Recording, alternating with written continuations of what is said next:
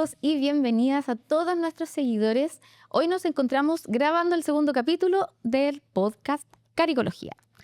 Y nos encontramos en una cafetería nueva, pero no cualquier cafetería. Es una cafetería maravillosa que nos entregaron un espacio acá para poder realizar este proyecto y tener otro capítulo más de conversación. Estamos en la cafetería de especialidad, El Boliche.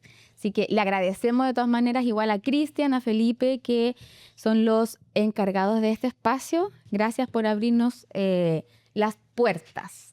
Y bueno, estamos también con dos invitados. Tenemos a dos sequísimos del área de educación. Estamos con el profe Sergio, alias profe Checho, y la profe Tiara. Pero ellos no son solamente profesores, sino que también son emprendedores. Miren, aquí están. Tienen su emprendimiento, tecito. Háblennos, por favor, de esto. Preséntense. Lo que quieran contar, aquí está. Bueno, muchas gracias por la invitación. De verdad que es un gusto, porque finalmente estamos mostrando lo que amamos, que es la pedagogía, y hacerlo juntos también es un placer. Muchas gracias por la invitación. Gracias Amplío a ustedes. a Felipe, a Cristian, que nos brindaron el espacio, así que muchas gracias, pues. No, gracias a ustedes. No, y bueno, esto igual nace desde la necesidad de hacer otra cosa aparte de la pedagogía y viene con mucho amor, dedicación y cariño para todos y todas. Así que eso. Maravilloso. ¿Desde cuándo están haciendo estos tecitos? No sé mucho, pero la idea ya está hace mucho tiempo igual. Como decíamos, esta es una necesidad casi propia, como de buscar un sabor especial, de buscar un momento de tranquilidad.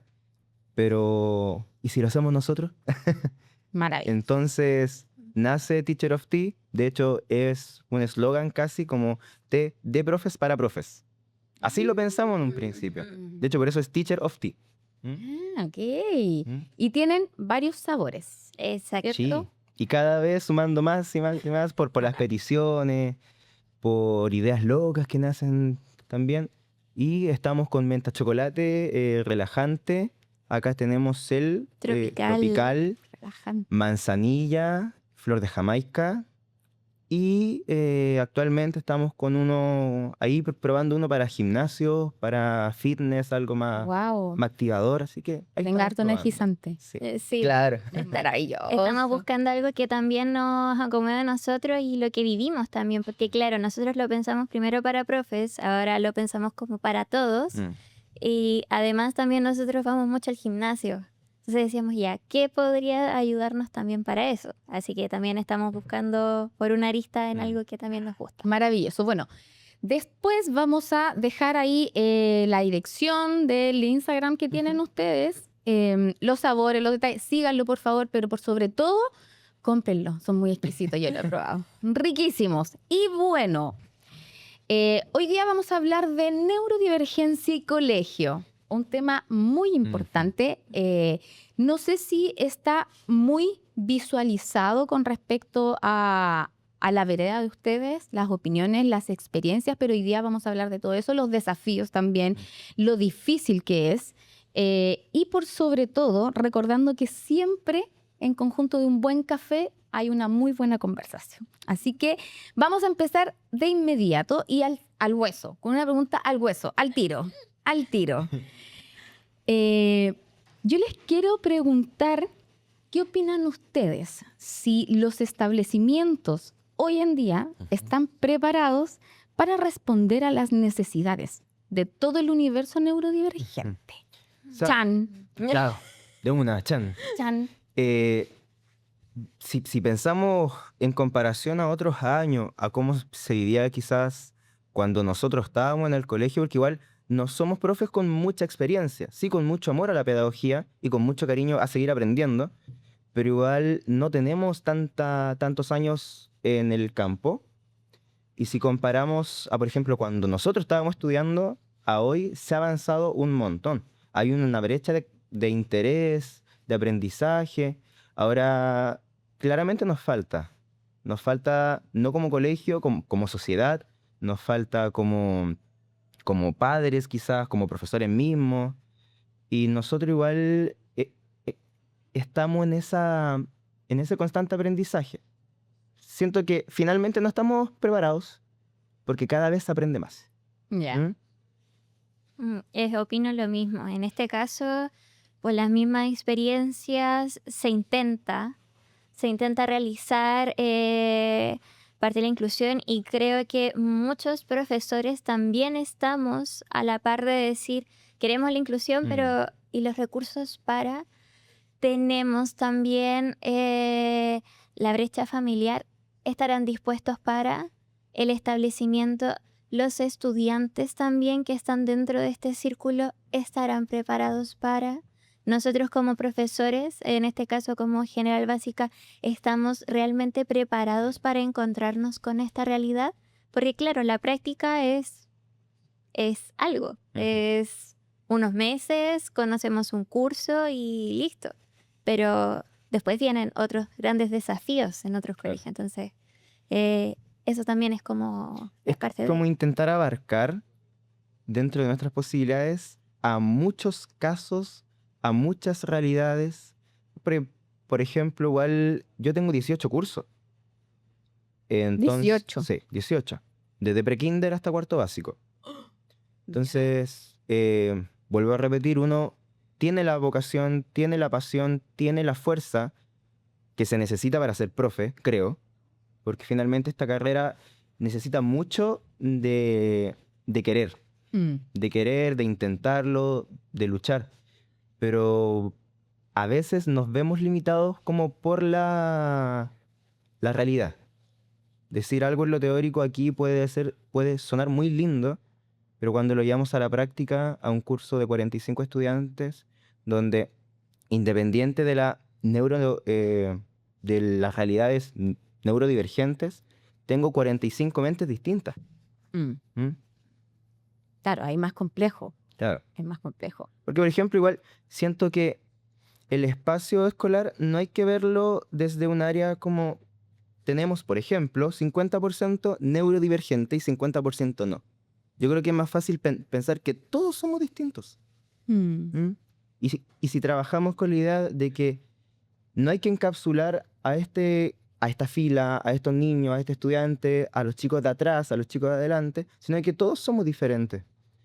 Y principalmente ver la educación con que tenemos que brindar los espacios para todos. No solamente para el niño con TDAH, con TEA, limítrofe, no, sino que todos somos diferentes. Y respecto a eso mismo, bueno, ya sabemos un poco que es complejo el escenario, tiene sus pros, sus desafíos, pero también tienen estos espacios que son novedosos y que son enriquecedores, tanto para ustedes, Claro. desde como docentes, como personas también, que... ¿Por qué? Por las características que tienen también estos niños, estas niñas, estos adolescentes, porque son estructuras que sin embargo hacen una diferencia en términos de su desarrollo cognitivo, de la forma de codificar, pero también la forma de vincularse. Yo creo que eso es como lo bonito y lo que siempre hay que destacar de todo esto que sigue siendo un camino siempre cuesta arriba. Ahora, en relación a eso, ¿cómo pueden ustedes visualizar u observar en base a los establecimientos si están preparados, pero en términos de lo físico, del asignar salas, espacios, a propósito de que hay colegios que han creado y han otorgado específicamente salas de contención o la sala de la tranquilidad? Entonces, en ese sentido, ¿de qué manera los colegios se hacen cargo de estos episodios, de estas desregulaciones, de estas crisis? Desde su experiencia, ¿cómo lo han visto? ¿Cómo lo han vivido? Porque actualmente están en colegios, entonces, ¿cómo lo hacen? En mi caso, sí se ha querido crear una especie de sala para la calma, o incluso en las mismas salas, nosotros como profesores jefes también tenerla en caso de... para que no se tome tampoco como juego, sino más que nada como para tener el espacio seguro. Pero también tenemos la brecha de que hay algunos estudiantes que no quieren salir, que se sienten seguros en la propia sala. Sí.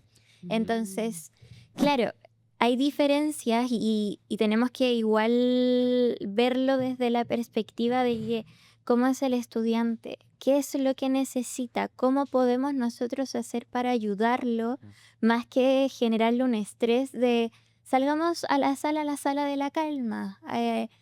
No, no quiero. Entonces, hay que ver las diferentes realidades. Puede que sirva en algunos casos, sí, completamente, con los profesionales a cargo de, o nosotros mismos como educándonos también para ello, para poder también ingresar, pero también tenemos que ver si el estudiante está dispuesto a o no. Porque hay muchas veces, y a mí me ha pasado, que tengo un estudiante que no le gusta salir. Puede estar llorando en la sala, puede estar muy angustiado, pero prefiere estar en la sala porque ese va a ser su espacio seguro más que afuera. Y eso es algo que probablemente del colegio hacia afuera no lo pensamos así, no vemos otras alternativas, porque lo primero que se hace en términos del SOS es apartar al niño, es Claro, sacarlo, claro. ¿ya? Pero Tiare comenta algo súper importante que tiene relación con el espacio seguro, porque claro, ¿qué pasa si el niño se siente realmente seguro dentro de sala y no fuera? ¿Cómo lo harían o cómo lo hacen también protegiendo un poco el entorno y sus pares? Porque una desregulación, entendamos que igual es compleja, porque viene a niveles, hay unas que son un poco más violentas. Entonces, ¿cómo también protegemos o de cierta manera le explicamos a sus compañeros en lo que está pasando, en caso de que no se quiera apartar al niño? Es que es eso. Yo creo que hay que educar, concientizar y visualizar que, vuelvo a repetir, todos somos diferentes y que necesitamos nuestro espacio, nuestra forma de poder expresarnos. Por ejemplo, en el curso en el que yo manejo, se le dice a los estudiantes, y una estrategia que yo escuché de una colega, que es Katy, un aplauso para ella porque finalmente tiene Aplauso para Katy. un trabajo súper grande, y cuando les comentó a los chicos es que hay personas, hay estudiantes, hay compañeros que tienen un superpoder y que pueden escuchar más fuerte que otros. Entonces, finalmente ellos ven la neurodivergencia también, no como algo malo, sino que lo apoyan, se integran, se conocen, y cuando uno logra este círculo entre compañeros, por ejemplo, que un estudiante se me puede desregular, porque pasa, y tiene que pasar, no lo ven como algo malo, sino que saben cómo apoyarlo, saben cómo contenerlo o cómo dejarlo, o cómo brindarle el espacio, o incluso puede pasar que el profesor que no está acostumbrado al curso, los mismos estudiantes le dicen, profe, tiene que hacer esto, déjelo, vamos, vaya con él, acompáñelo. Porque finalmente, como dice Tiare, el espacio seguro, el primer espacio seguro debe ser nuestra propia sala de clases. Y de ahí avanzamos. Ahora, si se quiere brindar un espacio fuera de la sala, es súper, súper. Y hay establecimientos que lo han integrado súper bien y que se maneja súper bien, pero también porque se ha educado que ese espacio es para. Porque yo también puedo ver el área así como ya un estudiante no quiere estudiar, no quiere estar en la sala y se quiere ir para allá. Con respecto a eso, tengo una pregunta. Una pregunta que puede generar controversia o no. Pero hablamos un poco ya del contexto de cómo se da estas acciones un poco disruptivas, estas desregulaciones. ¿Ustedes tienen en los establecimientos un protocolo de acción frente a estos eventos? ¿O también tiene mucha relación con las propias herramientas que tienen ustedes, la preparación que tienen ustedes en cómo abordar esto, en cómo contener, en cómo corregular? Claro. ¿Cómo lo hacen? O que si les ha pasado o no, pero ¿existe el protocolo propiamente tal o es netamente aquí pasó en el curso del profesor Checho y ahí él tuvo que accionar nomás? pero referente a sus propias herramientas, a su, no sé, la capacidad de en algún momento perfeccionarse en contención, etcétera. ¿Cómo? En mi ¿Cómo ha sido? caso, así igual complejo. En este caso, el establecimiento no tenía ningún protocolo para porque tampoco había sucedido. Entonces también se vio con las manos entrecruzadas y decir como, ya, ¿qué vamos a hacer? Así que en este caso con mi colega en pie, Romina, que Otro aplauso también otro para aplauso Armina, para Romina, que la amo mucho. Quedamos en acuerdo en hacer también un propio protocolo y explicarle a los estudiantes, hacer un taller también respecto al autismo y que también podían generar las desregulaciones. Entonces ya entendían los niños y las niñas qué es una desregulación de primera parte, qué es el autismo, las neurodivergencias que pueden existir, que existen en el curso, pero qué pasa en este caso cuando la acción se puede volver violenta. Entonces nosotros teníamos una palabra mágica, en este momento no me acuerdo, pero le decíamos niños, palabra mágica, ellos tomaban sus cosas y realizábamos la clase en la parte de afuera. Cuando nosotros lo hablamos después con la directora y demás, claro, le gustó y la idea porque era algo nuevo, pero claro, es súper desgastante porque uno no sabe, puede estar en la mitad de la clase, tal vez, no sé, en mi especialidad ciencias, y decir, ay no, viene algo. Ok, voy a estar preparada para, entonces sigo con la clase y me preparo también para a ver si hay una desregulación o no. Hay una desregulación, ok, niños, necesitamos salir. Y en este caso, este año también se implementó con una estudiante en particular que también se explicó qué es el autismo, qué son las desregulaciones, la neurodivergencia, por qué existe y demás. En este caso, para niños de primero básico, lo pudieron entender bien y saben que, por ejemplo, en momentos de violencia, ellos deben alejarse o posicionarse de manera tranquila para que nosotros como profesores que estemos en el aula podamos accionar. Pero esto es netamente porque a nosotros como docentes y codocentes también, en este caso también Anita, que le mandamos también otro aplauso. Wow. Otro aplauso, Anita. todo el colegio va a estar aquí. Es que esto es por admiración y me uno a lo que va uniendo Tiare, y es que uno va trabajando en base a lo que tiene con los colegas. Muchas veces uno crea protocolos, uno crea metodologías de trabajo con estudiantes conversando con los colegas. Y hay colegas que son muy secos, muy secas en esto y que nos brindan herramientas que nos ayudan. Finalmente, estos protocolos uno los va creando en el momento, creo, por estudiante. Porque no podemos encasillar el protocolo A para el estudiante A, B, C, D, F, G. Todos los estudiantes son distintos. Las cabezas, las neurodivergencias, las mentes son distintas. Entonces, crear un solo protocolo como para decir, vamos a activar esto para todo este tipo de regulaciones, yo creo que no va a funcionar. ¿Mm? Y es por eso que en mi caso, por ejemplo, en el colegio, tenemos reuniones muchas veces para particularizar al estudiante, para saber cómo podemos trabajar con este estudiante, con este estudiante, con este estudiante. Ya. Ahora, a mí entonces me queda claro que principalmente de donde nace el SOS, el protocolo, la acción, es desde la docencia. Desde la experiencia, desde la sala. Sí, pero los docentes son los que se tienen que hacer cargo finalmente. Exacto. Porque Tiare nos comenta que en su caso, claro, ella fue otra colega más que pensaron en. Claro. Pero aquí, ¿cómo el establecimiento responde a ello? ¿Cómo los respalda a ustedes? ¿Cómo los prepara? ¿Cuál es el plan de acción? Porque, claro, está bien, hay una pega aquí de 50 y 50 probablemente, que es parte de que nacen de los profesores, pero también hay una dirección.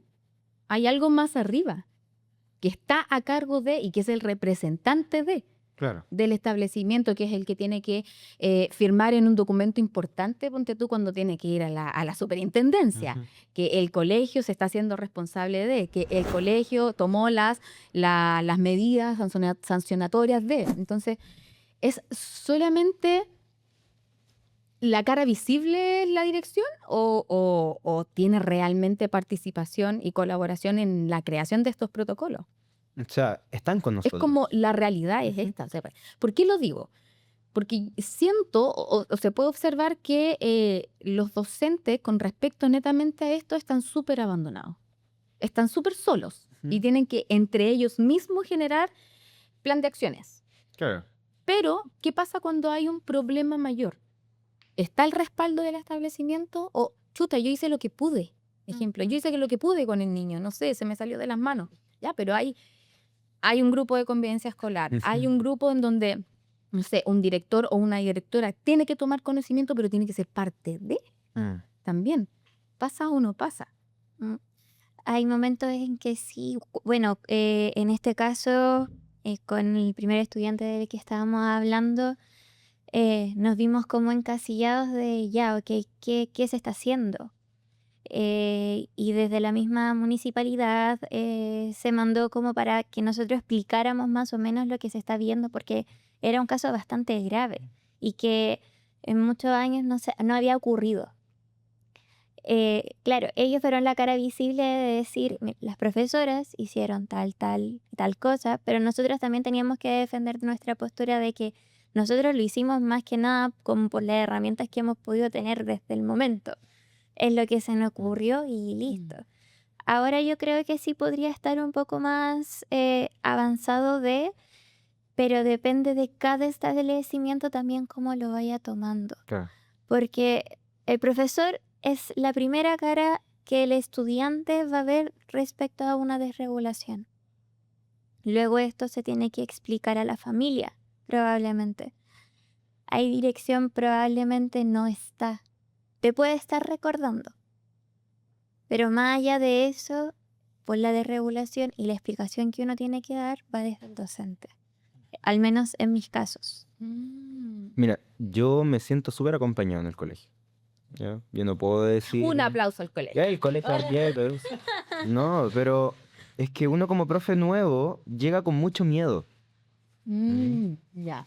Porque, porque estas conversaciones se dan fuera del colegio, en la universidad. Cuando uno entra o empieza a mencionar la idea de que quiere ser profe, todas estas conversaciones salen. Y te dicen, ¿estás seguro que eres esto? Pero hay para esto.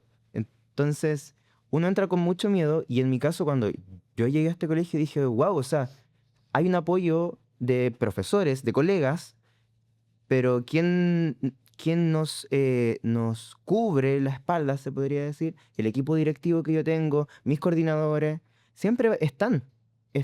Y se preocupan de que esto funcione. Y si nosotros le pedimos una reunión extra programática para juntar a los profesores y explicarlo, yo sé que lo van a hacer. ¿Mm?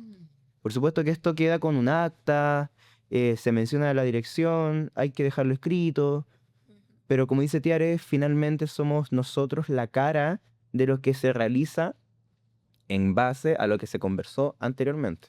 Claro, y en este caso, por ejemplo, en establecimientos PIE, probablemente es la educadora diferencial la que también es la portadora de la información a veces. Claro. Entonces, a veces nosotros podemos estar con los estudiantes adentro, con otro tipo de desregulación, o tal vez haciendo clases normales, pero no sé, si el estudiante tiene corte de jornada, que ha pasado, se le tiene que decir, ¿sabe qué? Pasó esto, pasó aquello.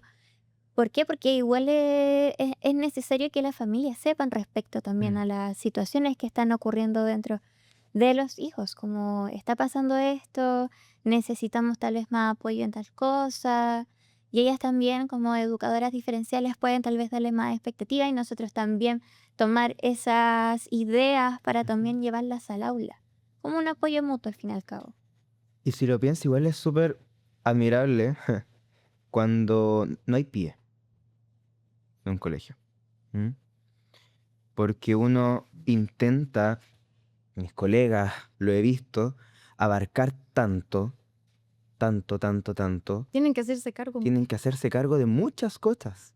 Y no solamente del estudiante, sino que de la familia.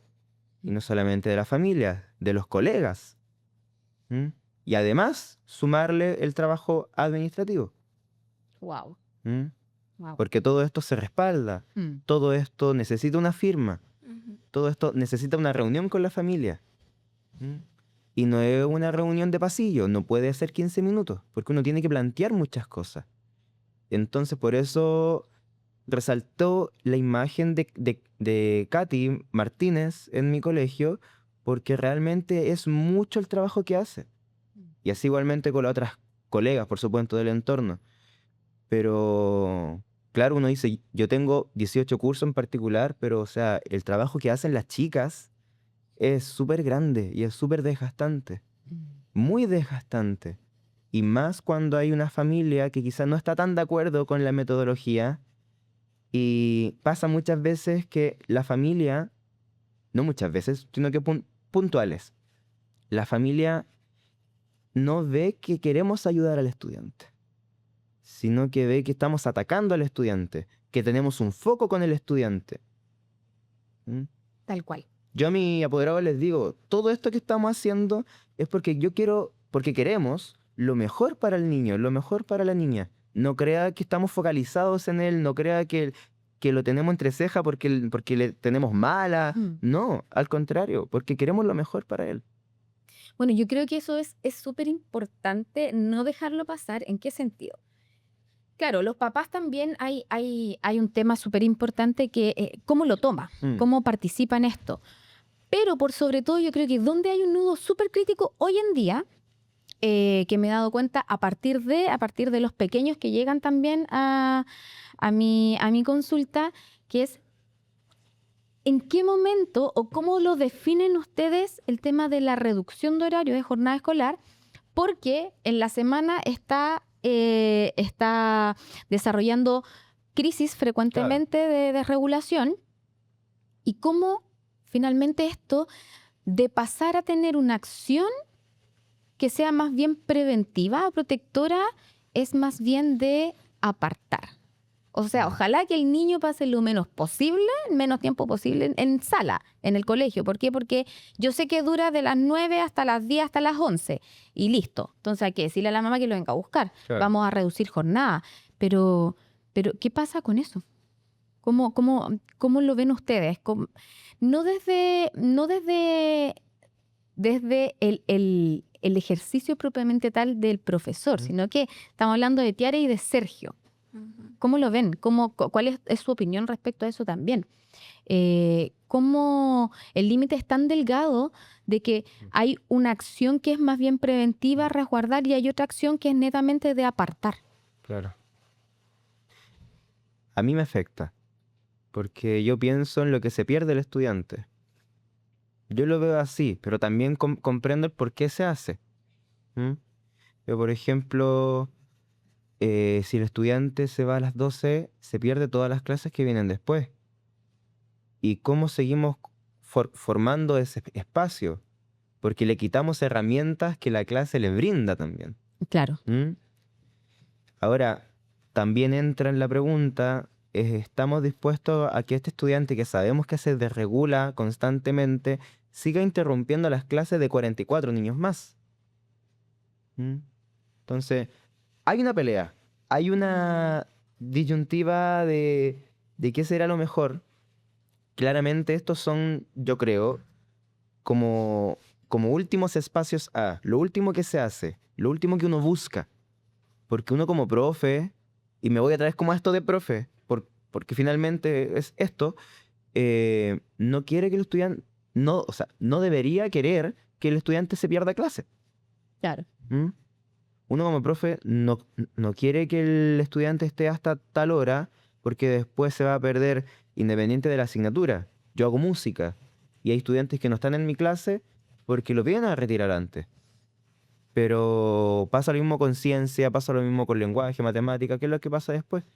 Y pensando que finalmente uno también entrega herramientas, no solamente la asignatura, sino que herramientas para poder trabajar quizás con su neurodivergencia. ¿Será bueno? ¿No será bueno? Estamos cuidando a 45, pero estoy cuidando a uno. ¿Cómo jugamos en esto? Ujú. Es súper difícil. Es complejo. En mis casos es complejo porque la mayoría, bueno, en este caso de estudiantes que tienen acorte de jornada, a veces quedan abandonados luego de la salida.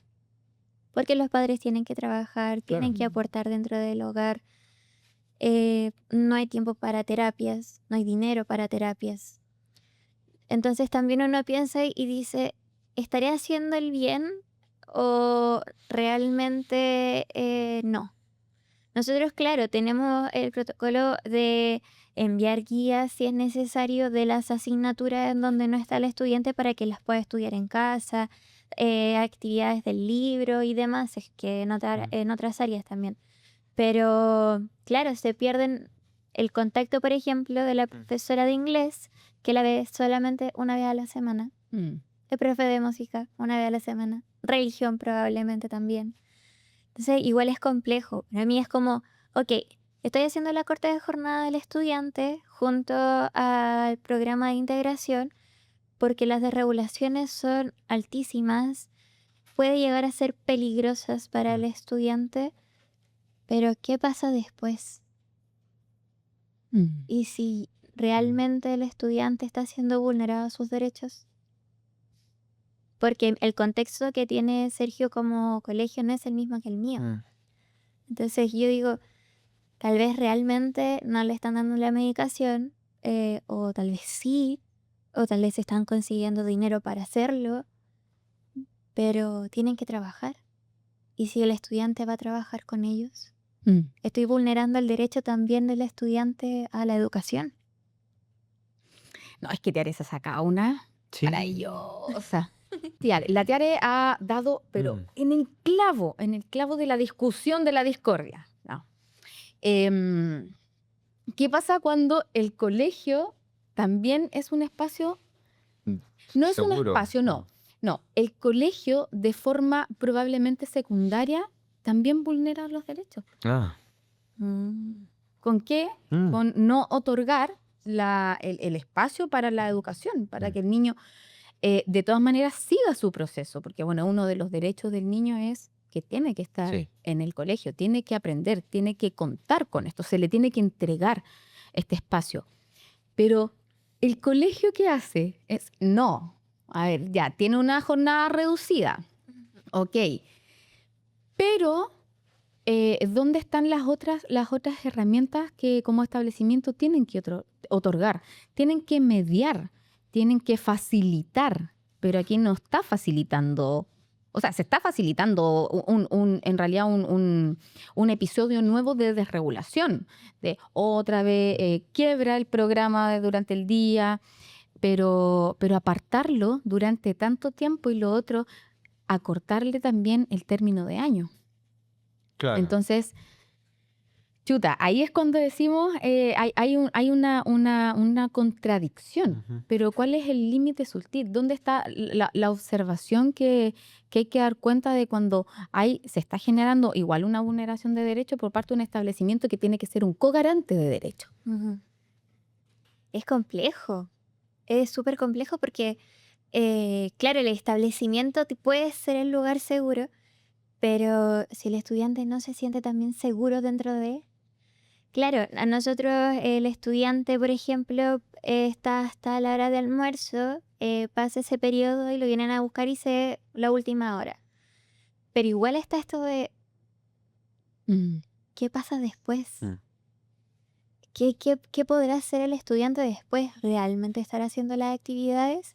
¿Realmente estarán preocupándose del tema? Y es difícil si es que tampoco, si es que no se puede trabajar también con la familia. Claro. Si es que no podemos llegar a algún acuerdo.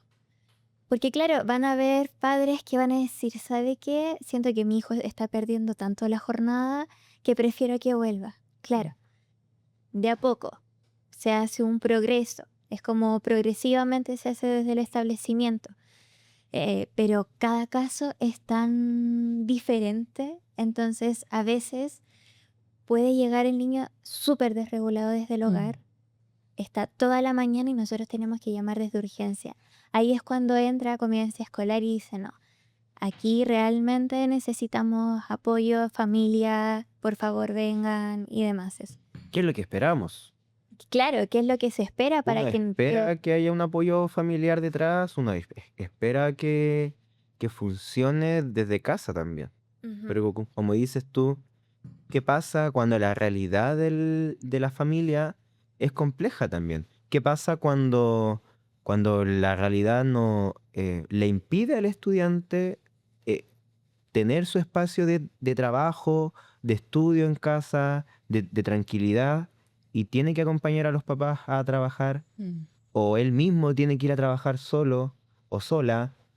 Quedan muchas dudas en el aire, porque finalmente uno puede hacer mucha activación de protocolo, pero también hay muchas aristas dentro de esa activación de protocolo que uno no sabe si realmente va a funcionar o no.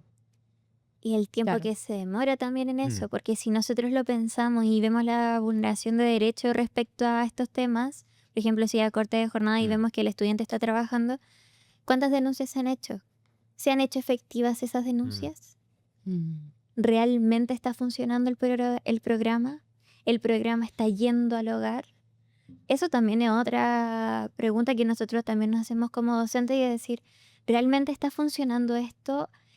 ¿Va a funcionar la denuncia si realmente la Claro. realizamos o va a quedar en Mm. blanco y lo único que podemos hacer es ayudar al estudiante a que esté un poquito más dentro del aula, llamándole un poquito más la atención, haciendo más pausa activa, llamándolo, incentivándolo a, pero si realmente él no puede, Mm. porque no puede estar dentro, porque en su mente están pasando 1000 cosas también.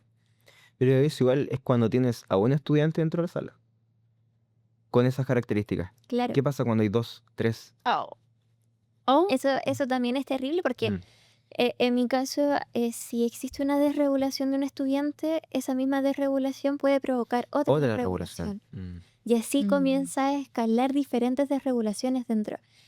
Y si los estudiantes no saben el contexto, no conocen qué es la neurodivergencia, no conocen cómo accionar, actuar o qué va a hacer la profesora para y demás, o el profesor para, es súper complejo porque quedamos, Mm. ok, prefiero yo parar la clase y que todos estén bien. Mm. Porque el bienestar no es solamente para la persona que está con la desregulación, Claro. sino que también el bienestar tiene que ser en conjunto, entre todas las partes. entre todos los Incluyéndonos. estudiantes, incluyendo a nosotros. también. Incluyéndonos. Y también a los profesores, si están otros profesores Mm. que estén dentro del aula también. Claro. ¿Cuáles han sido los mayores desafíos en ustedes, en sus ejercicios a diario? El tema de la neurodivergencia, del tener a un grupo de niños en el aula con ciertas características y cómo lo abordan. Pero por sobre todo, ¿cuál ha sido el desafío? Lo más complejo de esto. Yo creo que la misma palabra lo dice, la neurodivergencia, como de que todos son distintos. De que tengo que actuar de distinta manera para cada estudiante. Yo por eso trabajo con el DUA, porque finalmente... Explique lo que es el El DUA, Diseño Universal de Aprendizaje. Es un mantra. Es que Ya. finalmente trabajar con el DUA me ha facilitado mucho la vida. Yo aprendí el DUA con un profe en la universidad, con el profe Patricio Quintanilla. Un aplauso al profesor Barú. Por favor. No, pero Alabados. es que uno tiene que nombrar a quién la ha enseñado, a quién ha Muy bien. ayudado. Uno tiene que saber de dónde viene. Mm. Y el DUA es una herramienta gigante, gigante, gigante, cuando uno piensa que todos son diferentes. Por ejemplo, vuelvo a repetir con lo que comenzamos. Uno no tiene que ver la sala, por ejemplo, que tengo 4 filas y pensar, la fila 1 tengo estudiante así, en la fila 2 tengo a este estudiante. No, todos somos distintos. Los 45 en mi caso son distintos. Entonces, yo planifico una clase no para un estudiante o para 2. Yo planifico una clase pensando en 45. Y es por eso que mis clases de música, de artes musicales son cantadas, y el que no le gusta cantar, baile. Y el que no le gusta bailar, explíqueme. Y el que no puede o no quiere explicarme, dibújemelo. Y si no, conversémoslo, dialoguemos. Todo eso va dentro del DUA. No es solamente hacer una clase expositiva, no solamente hacer una clase cantada, una clase exclusivamente de baile o exclusivamente de actuación, sino que, claro, es muy desgastante, es muy cansador, porque uno pasa por todo el espectro, por todo el proceso, pero el DUA te deja esta posibilidad de poder integrar a todos. Y esa metodología se trabaja desde una decisión personal. Totalmente personal. Ya, no de que el colegio tiene esa metodología como parte de su proceso o estrategia de... Es que va a depender del sello del colegio, Ya, de cómo perfecto. trabaja el establecimiento. Pero en mi caso, decisión personal. Ya. ¿Ya? Y yo lo he trabajado en diferentes áreas, en universidades, en otros colegios, en mis prácticas, incluso en la vida diaria de uno con pequeñito, uno lo trabaja así, porque se da cuenta que funciona. Perfecto. ¿Y Tiare, para ti cuál ha sido el mayor desafío? El realizar clases. Wow. El poder hacer una efectiva una clase y en este hecho pensando para que todos puedan aprender de manera divertida, significativa, yo poder aprender de ellos también, porque uno aprende mucho. Sí. Aprende mucho. Tal vez mi metodología de enseñanza en matemáticas, por ejemplo, a ser mayor, menor o igual, claro, otro estudiante lo puede hacer con otro. Y si utilizamos material concreto, y si utilizamos esto, claro, trabajar con el DUA es maravilloso. Creo que es una herramienta maravillosa para nosotros también y conocerla también como profesores, porque en muchos establecimientos, claro, está el sello de la inclusión, pero si realmente el colegio no está adaptado para poder sostener esto, entonces la inclusión no está. Finalmente hay una integración, pero no una Claro. inclusión. Exacto. Claro. Entonces, mi desafío más grande este año ha sido hacer clases y que sean efectivas. Porque hemos intentado de todo. Material concreto, juegos, pictograma, actividades fuera de la sala de clases, experiencias propias, conocimientos previos. Pero llega un punto en que en este caso puede existir una desregulación tan grande que debemos parar la clase y decir, no, aquí. No, porque acá puedo estar afectando a tal estudiante, puedo llegar a tener otra desregulación, entonces va a ser complejo. Y para mí ha sido muy complejo este año el poder realizar la clase misma, la actividad en central misma. Wow. Cuando hablamos de eso, yo les quiero preguntar a propósito de, llegan los niños con un diagnóstico, con un informe, etcétera. ¿Cómo es la preparación de ustedes para poder entender el tipo de diagnóstico con el que llega el niño? Y estamos hablando, no sé, de TDAH, de la condición del espectro autista, tenemos las necesidades de aprendizaje, no sé, dislexia, dislalia, todas las características que se pueden enfrentar a esto. Ustedes ya tienen que saber de eso, tienen que manejar, tener conocimiento de lo que es cada diagnóstico, cada condición, para poder saber cómo enseñarle al niño. O sea, uno se titula, teóricamente, supuestamente con las herramientas para, pero en el ejercicio uno nunca va a tener todas las herramientas para. Al menos que uno sea especialista y que la carrera lo permita. Pero cuando uno tiene un semestre, 2 semestres en la universidad, uno no está preparado para enfrentarse a como esa lista de casos. Yo me preparo conociendo al estudiante. Ya, perfecto.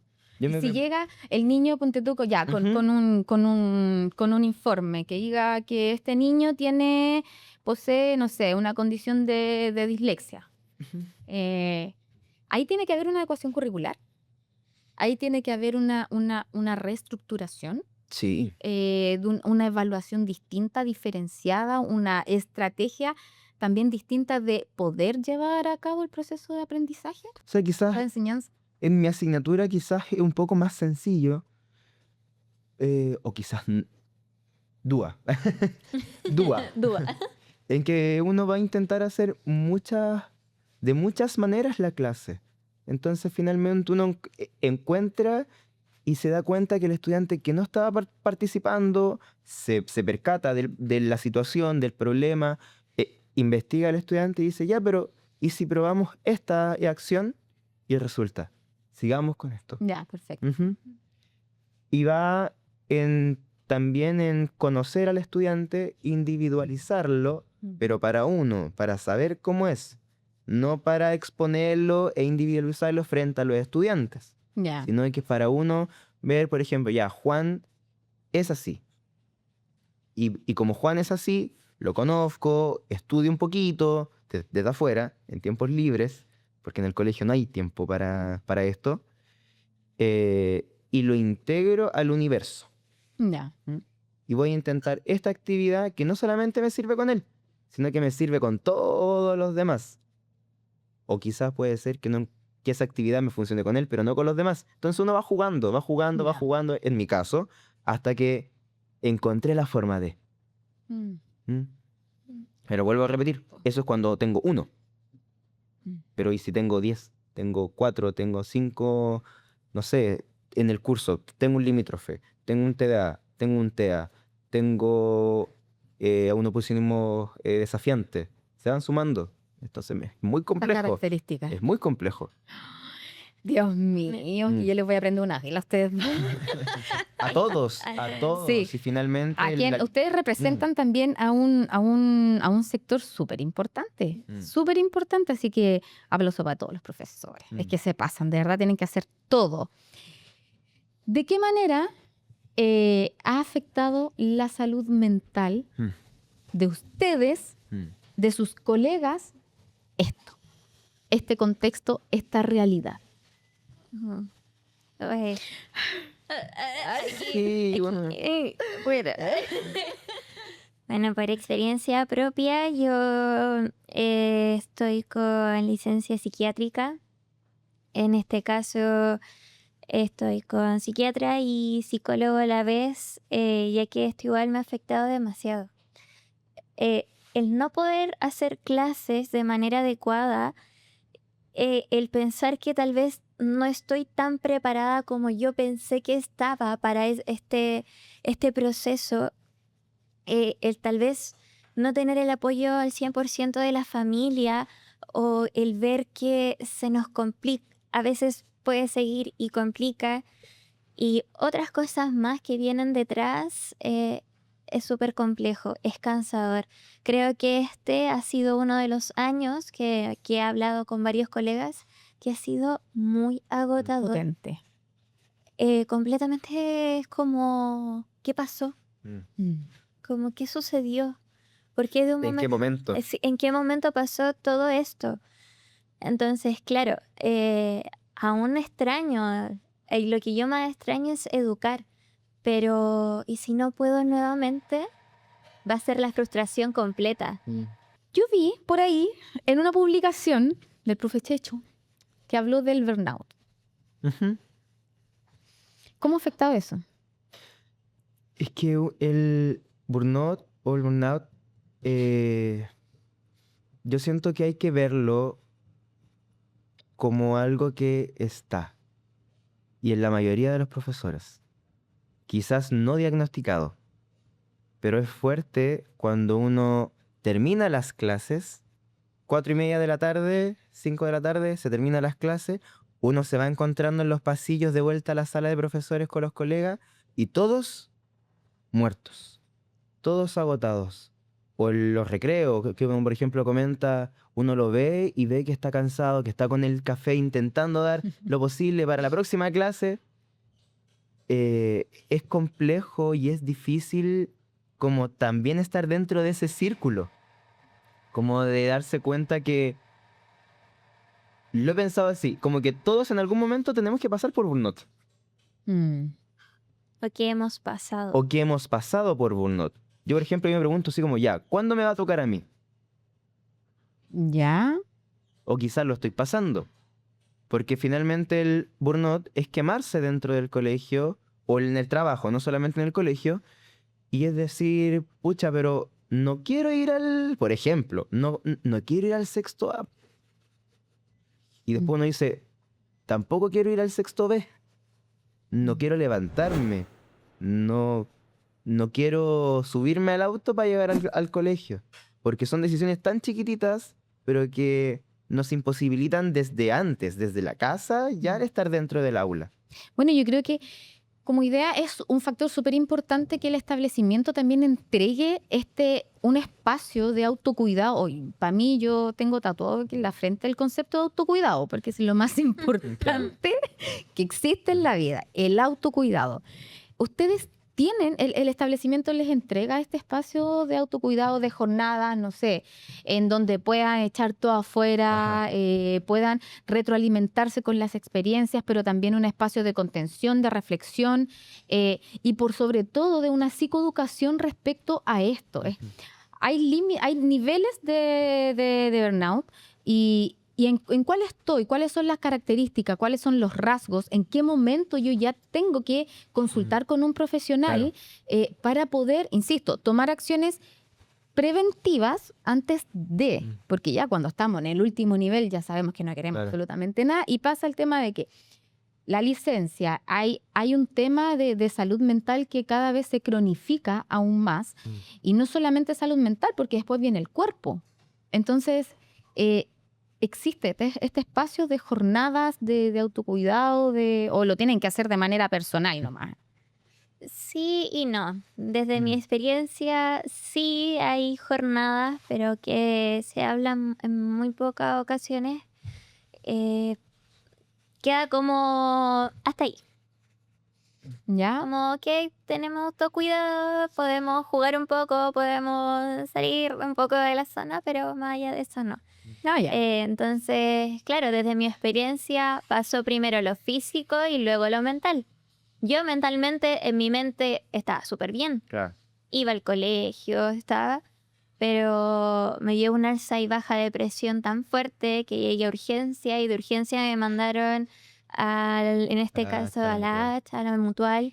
Y de ahí se pasó una investigación y luego las pastillas me hicieron mal y ha sido todo un proceso también. Entonces, se quiere hacer este proceso de autocuidado, claro, como un juego, como el olvidarnos un poco de que somos profesores y que somos personas, pero más allá de eso. Es que de hecho, si te das cuenta, estos espacios como de autocuidado es decir, ustedes dejan de ser profes. Y ahí no, pues, o sea, yo soy profe todavía y yo voy a ser siempre profe. ¿Por qué me tengo que olvidar de que soy profe para poder autocuidarme? En el colegio, claro, hay espacios de juego, hay espacios donde se nos entregan el día para. Y uno sabe que, por ejemplo, el día martes está planificado para. Pero en lo teórico se cumplió. Check. Cumplido. Pero en lo práctico, una vez al mes, una hora, no nos cuida mentalmente. No estoy diciendo que está mal, porque yo sé que el colegio, que los jefes, que el equipo lo intenta, lo quiere hacer. Para eso estamos. Pero, o sea, por ejemplo, pensemos en la gente que dice, a ver, ustedes tienen 3 meses de vacaciones. Tienen pero no son 3 2 meses. semanas de vacaciones. O sea, en las vacaciones yo sé que tengo que planificar. Por ejemplo, ahora que se vienen las vacaciones de invierno, son 2 semanas. 2 semanas que serán efectivas de descanso, ¿cuántos días? Al menos que uno diga mentalmente, ya, yo trabajo acá. Pero sabe que de vuelta a vacaciones tengo una mochila así de grande, gigante. Y es peor, ¿no? Y es peor. Claro. O sea, yo creo que ahí es como compartir un poco. O sea, aparte de ustedes también generar espacio de ustedes mismos de autocuidado, de desconectarse un poquito, pero también en colaboración con el establecimiento, estas jornadas que se les puede dar. Chiquillos, tenemos preguntas de nuestros seguidores. Fueron muy entretenidas porque llegaron variadas preguntas. Perdónenme, pero tuve que hacer una selección. Pero todas tratan de lo mismo, sino que hay distintas maneras, pero de lo mismo. Así que vamos con la primera. Dice, esta seguidora nos pregunta, ¿qué métodos utilizan para enseñar a un niño con TDAH? Solo hay quejas. El niño es masa oral que cero escritura. ¿Qué estrategia utilizan? ¿Cómo lo identifican? ¿Qué tipo de evaluación realizan? Cuéntame. Diversificación en este caso en la evaluación. Claro, se quiere mantener al estudiante en sala, por ejemplo, en clases, porque afuera uno igual no sabe los peligros que pueden ocurrir. Puede tener un accidente y nosotros como profesores, como yo estaba a cargo del niño o yo estaba a cargo de la niña, entonces igual es complejo. Ahí, por ejemplo, se le puede dar, como en este caso, herramienta, el pase de salida de 5 minutos, contabilizadas para el reloj, como decir, puedes dar una vuelta en el colegio, puedes recorrer, si quieres hablar con un profesional, puedes hacerlo, y luego puedes volver. Y claro, respecto a la escritura, claro, es una asignatura tan difícil a veces el lenguaje, pero sí se tiene que buscar una diversificación y que en este caso, si el establecimiento tiene el proyecto de integración, verlo bien, cómo poder llevar al estudiante, tal vez con algo que le guste, tal vez después de escribir hay un dibujo, después de eso puede haber un premio, tal vez tratar de llevarlo de la mejor manera posible, porque claro, cuando nosotros sacamos al estudiante y cuando está afuera, sí puede correr riesgo, y eso es que a veces los padres no entienden, que tal vez él puede estar corriendo, sí, súper normal, y le llega un pelotazo de la nada porque están haciendo educación física. Y hay un accidente de por medio. ¿Quién era la profesora o el profesor a cargo? Claro. Nosotros. Entonces, en este caso podría ser la ficha de los 5 o 10 minutos fuera, para que, claro, esta persona pueda hacer la actividad y es como, ya, necesito salir. Como la pausa activa. Exacto. Maravilloso. Ojalá hubiese tenido yo eso. Yo Profe. llevo la materia al gusto del estudiante. Ya, ¿cómo así? Por ejemplo, yo trabajo con lo tradicional, con la música tradicional, pero no desde el folclore puro y duro, sino que, por ejemplo, ¿qué sabes tú de esto? Cuéntame una leyenda. O, por ejemplo, les digo, en sus casas que les cuenten una historia. Y llegan los estudiantes que uno sabe que tiene foco y que quieren solamente hablar y contar lo que le contó el papá, lo que le contó la mamá de esto. Por ejemplo, cuando hablamos de Chiloé, no sé, el estudiante que me ha pasado, por eso lo menciono, porque llegó contando acerca de las leyendas de Chiloé y al estudiante que estaba hiperkinético en la clase todo el día, lo conecté con la clase.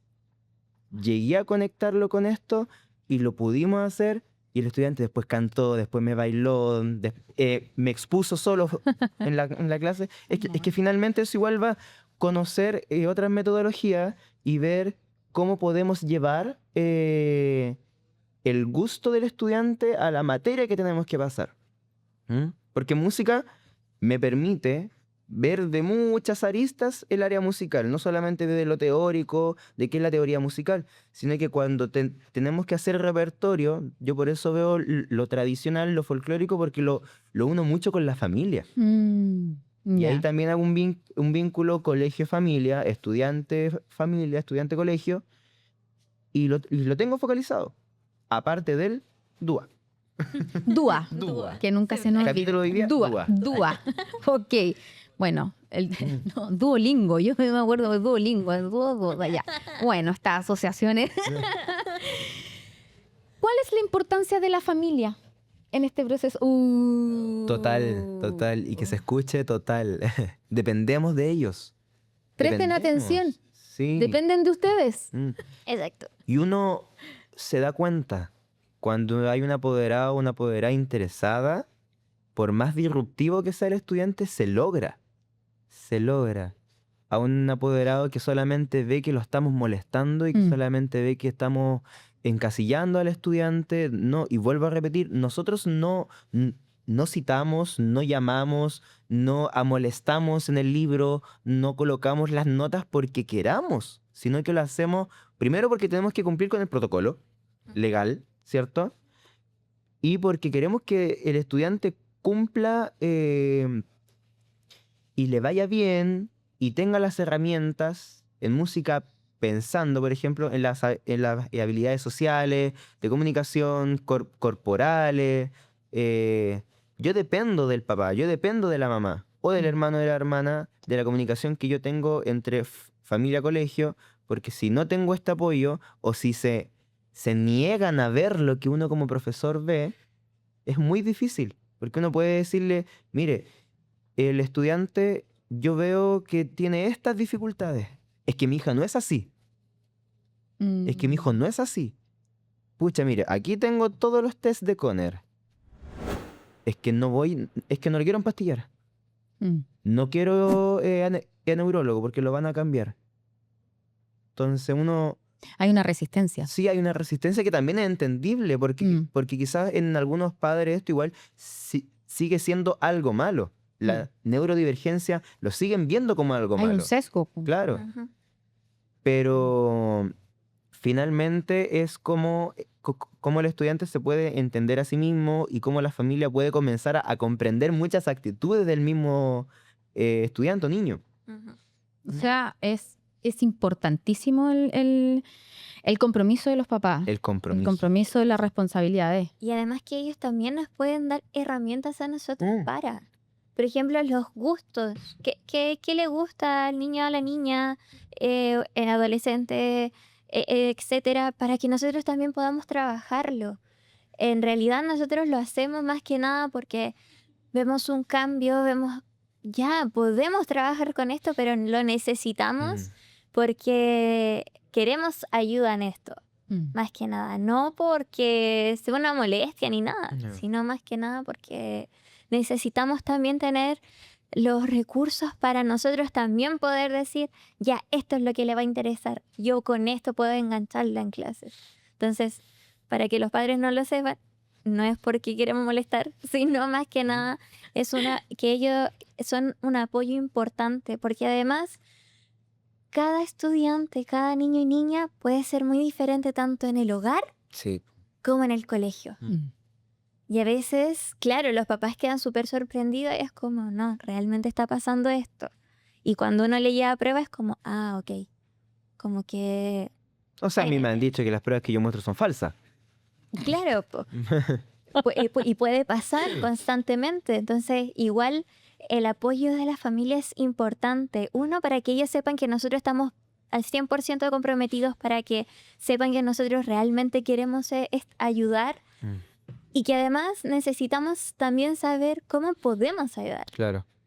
Y que Súper. se dé el espacio también que nos puedan comprender que nosotros hacemos lo posible, ¿ya? Porque de repente son ellos quienes están tan comprometidos que nos exigen, y está súper bien, que nos exijan fecha, que nos exijan, pero pucha, profe, yo necesitaba esto ahora. Y yo voy a decir, pero pucha, tengo 18 cursos, donde en cada curso tengo que diversificar las clases, donde tengo que tener pruebas en cada curso, donde en cada curso tengo que hacer materia diferente, material concreto diferente, una clase diferente. Entonces que también sepan que para nosotros es complejo hacer clases y hacemos lo posible. Son maravillosos, sigo insistiendo. Son lo mejor. Lo mejor. Acá hay una pregunta que tiene un poco relación con lo que ya al principio habíamos comentado. Y dice así: ¿cómo regulan a un niño con autismo en un colegio tradicional? Tradicional. ¿Cómo lo hacen? En la acción. Llega el niño, se desregula. ¿Qué hace? ¿Cachupún? Todos.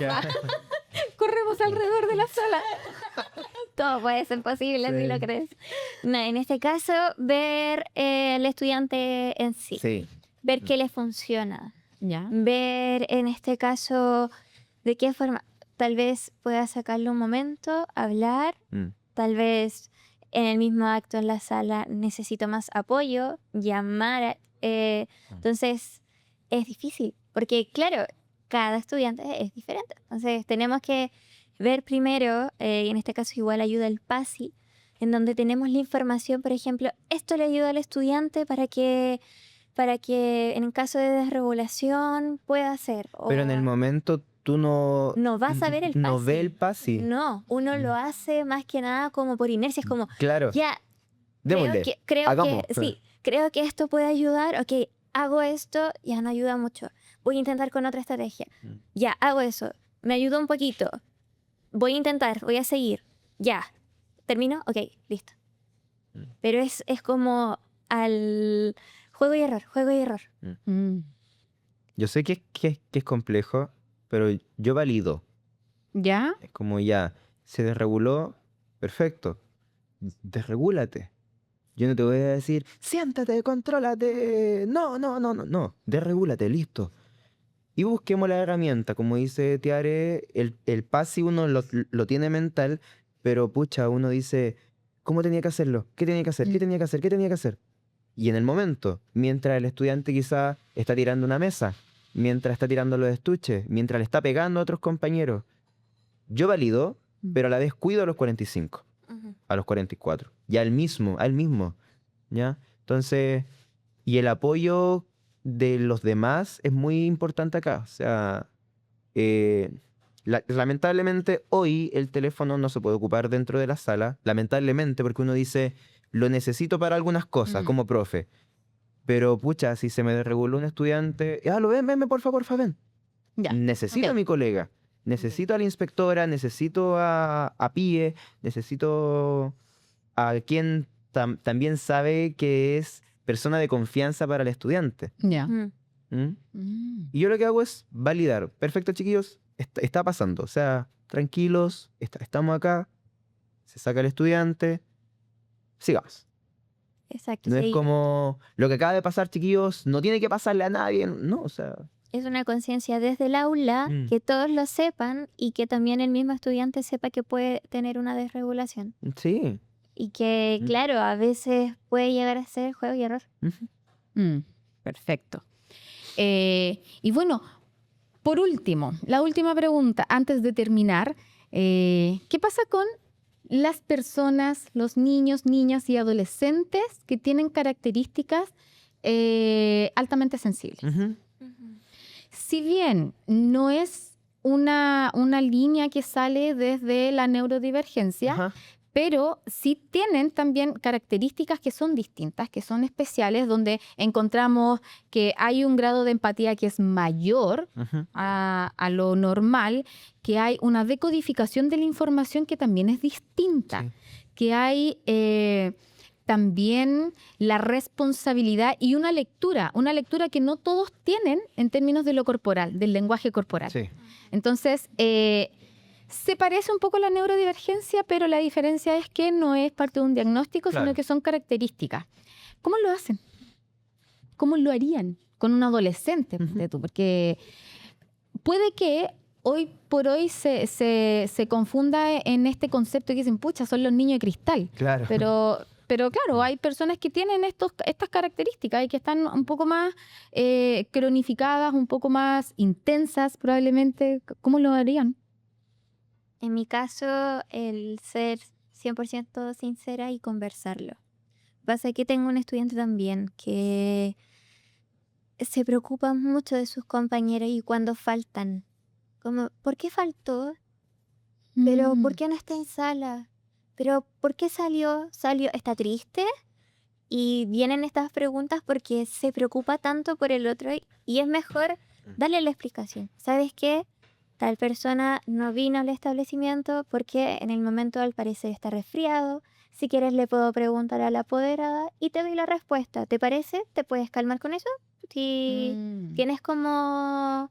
¿tienes la posibilidad de que me esperes un momento? Sí, no hay problema. ¿O por qué salió? En este momento está enojado y necesitamos darle un espacio para que él pueda en este momento desarrollar su emoción y luego que entre y que esté mucho mejor. Y ahí conversar y hablar y decir como ser súper y súper sincera. Y saber también cómo hablarlo. ¿Cómo abordarlo? Y cómo abordarlo también. Como decir, claro, él es altamente sensible, él lo necesita, pero él va a necesitar la sinceridad porque va a saber que también le están mintiendo. Son súper inteligentes. Sí.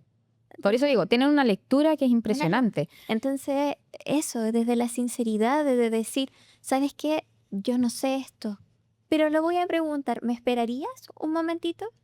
Que ahora quiero ver algo en la clase. Espérame y lo conversamos. Perfecto. Y él lo puede entender A través del diálogo. Exacto. Completamente. Yo genero el Profe, sí. espacio desde el primer momento en que uno conoce el curso. Mis pollos saben que se pueden equivocar. Mis pollos saben que los valido. Yo, por ejemplo, les puedo preguntar, ¿por qué, no sé, una pregunta musical? Les digo, pero usted se puede equivocar para responderme. Y si no se la sabe, tranquilo, porque ahora lo va a aprender. ¿Mm? Eso es lo primero, como validar el que no te la sepa, si al final estamos aprendiendo. ¿Mm? Ningún estudiante, por eso hacemos clases, ningún estudiante nace sabiendo. Claro. Entonces, Para eso el colegio. para eso es el colegio, justamente. Y para eso existen los conocimientos previos. Claro. Y que eso viene de la casa. Ajá, ajá. Ok. Bueno, por último, ¿qué mensaje quieren dejar ustedes a sus colegas, a los papás, a los seguidores? Un mensaje que sea igual, potente, perdón, pero por sobre todo que la gente también se quede con algún tipo de reflexión. ¿Qué le entregan ustedes a la gente ahora como mensaje? A mí me gustaría hablarle al pueblo. No, me encantaría mandar un mensaje al que está pensando en estudiar pedagogía. ¿Mm? Maravilloso. Al que tuvo las mismas dudas que tuve yo.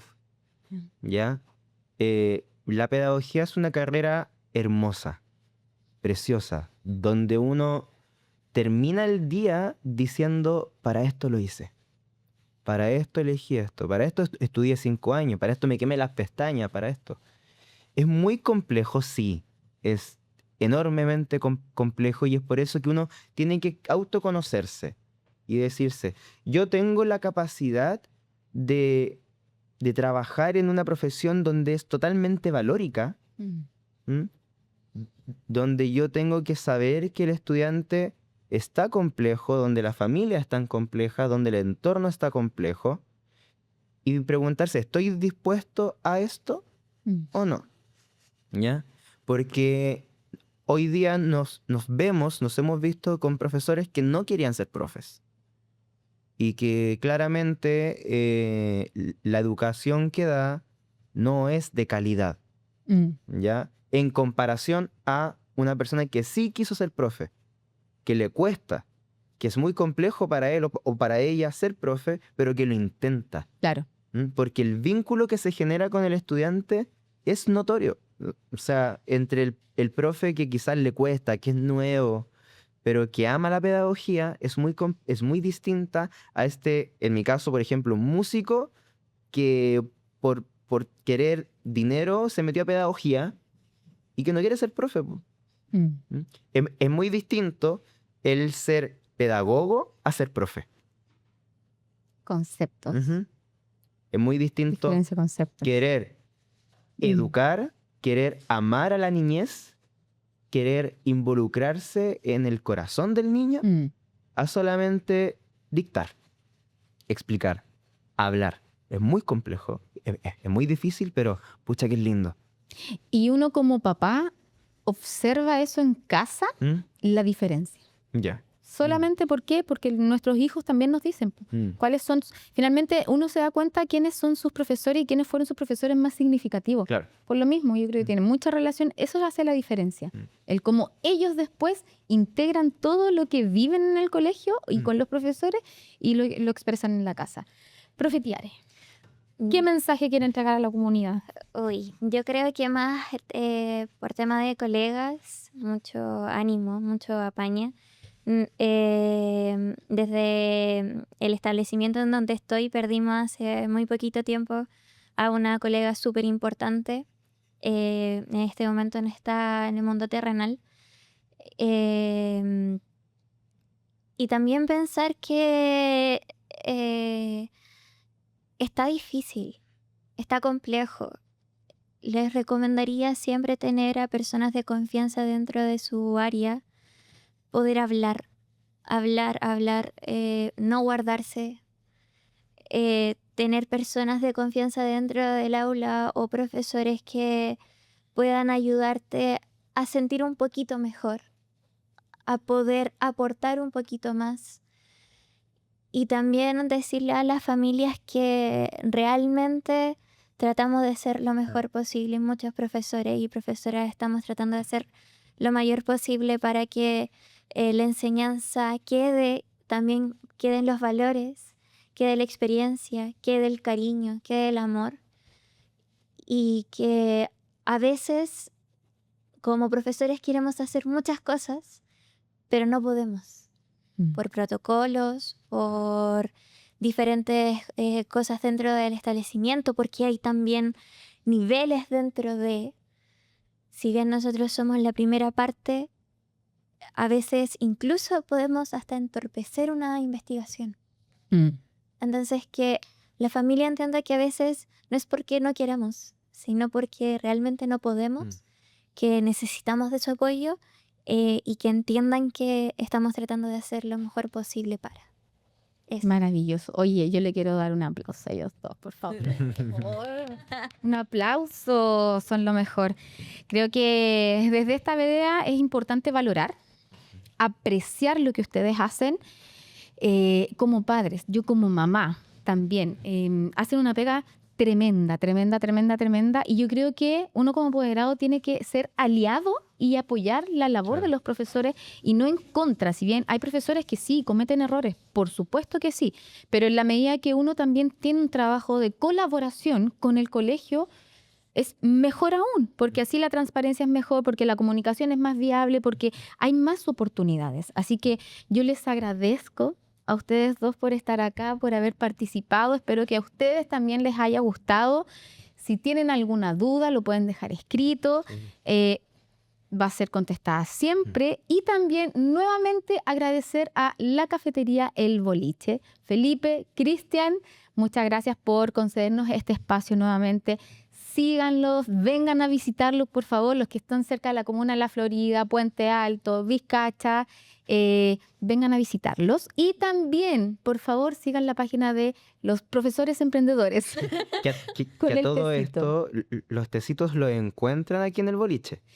Eso, ¿verdad? Lo encuentran acá. Sí, son deliciosos, de verdad que sí. Así que muchas gracias, un beso grande y nos estamos viendo en un tercer capítulo. Chao, chao, chao, chao, chao, chao.